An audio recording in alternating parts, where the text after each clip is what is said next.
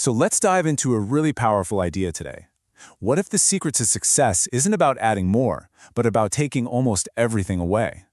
We're going to get into the art of protecting your focus, your energy, what we're calling your flow. Yeah, just let that sink in for a minute. We're kicking this off with a pretty bold claim, one that basically flips everything we've been taught about achievement on its head. What if that incredible drive you have is the very thing holding you back? Think about your own day-to-day for a second. That feeling of always being in motion, bouncing between tasks, projects, emails, ideas. It really makes you wonder, right? Is all that activity actually productive, or is it just performance? By trying to do everything, are we really accomplishing anything at all? Let's make this super real. Right now, this might look familiar. The number 47. That could be 47 browser tabs you have open. Each one is a different thought, a different demand on your attention, just pulling your brain in a dozen different directions at once. And it's not just the browser tabs, is it? What about your to-do list? Picture one with 32 items on it. I mean, it looks impressive. It's like a monument to your ambition, but it's also a perfect recipe for just feeling completely overwhelmed. It's a picture of a scattered mind. And here's the most important part. This is not a problem with your work ethic. You are not lazy. The problem is a lack of focus. The solution we're going to unpack here is something called River Logic. It's a way to clear out all that debris so you can finally actually move forward. To really get this, let's follow a story.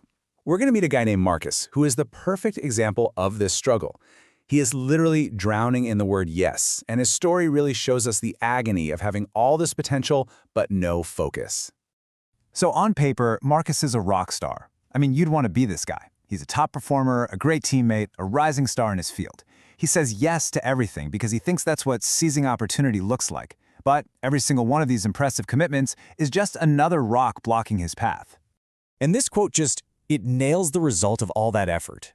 He was completely exhausted, but he wasn't actually getting anywhere. He was just busy. And that feeling of constant motion without making any real progress, I think a lot of us know exactly what that feels like. Okay, just for a second, I want you to actually look at your phone. Go ahead. How many of those little red bubbles are just sitting there, waiting?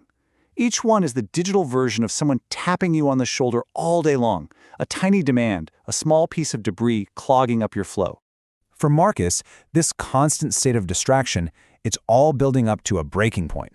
Because trying to do everything, it doesn't just make you tired. Eventually, it leads to failure. And usually, it happens when the stakes are at their highest. And this is it, the moment of truth. He'd volunteered to lead this huge demo, not because he was really prepared, but because, well, he's the guy who always says yes. So when an investor asks him a pretty basic question, all of that scattered energy just collapses. And there was nothing, just silence. The honesty of this quote is just brutal, isn't it? All that juggling, all that busyness, and it amounted to zero when it was time to perform. He had spread himself so incredibly thin that there was no depth left, no real mastery to pull from. But this crisis, it actually becomes his turning point. Marcus realizes he doesn't need another productivity app or more discipline. He needs a whole new way of thinking, and he finds it in a really unlikely place, by learning from a river. Okay, another question for you. And be honest with yourself. Is there something on your list right now that's more about looking productive than being productive? You know, that one little pebble you're carrying just because someone else handed it to you? The wisdom Marcus finds is it's so simple and beautiful. A river doesn't try to carry everything in its path. It accepts the things that serve its journey, like a leaf floating along, and it powerfully pushes aside anything that would block its path, like a huge branch. The river is defined just as much by what it says no to as by what it carries. And here it is. This is the big aha moment. Real power doesn't come from accepting everything that comes your way. It comes from ruthless prioritization. The river's incredible strength is its single-minded focus. Its only goal is its destination, and it protects its own momentum above everything else. So Marcus takes this lesson and starts to actually apply it. He turns this beautiful, abstract idea into a practical, everyday system for making decisions. It's all about learning the incredible power of the word no. And this is the tool he uses. It's a simple but profound filter. Before he agrees to anything, a new project, a meeting, a request, he learns to ask himself this one question. It's not about what's easy or what makes other people happy.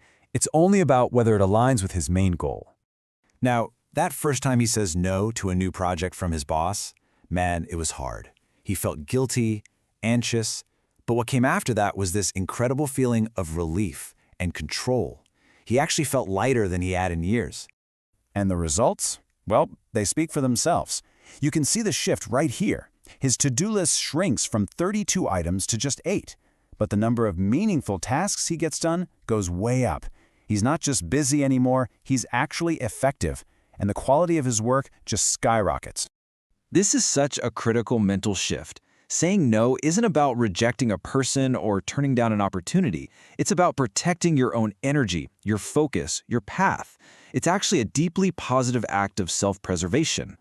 Okay, so let's bring all this home. Let's turn Marcus's whole journey into a simple, practical thing that you can start doing for the next 7 days. Here it is. It's just 3 simple steps. First, you have to define your river. What is the one goal that truly matters most to you right now? Second, audit the debris.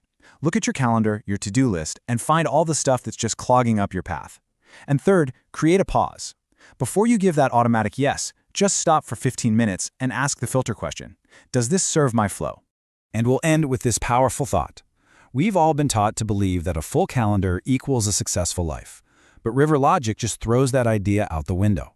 Your success isn't measured by how busy you are. It's measured by how much progress you're making toward the one destination that truly matters. So, what debris will you push aside today? If you enjoyed this video, please give it a like. And don't forget to subscribe and hit the notification bell.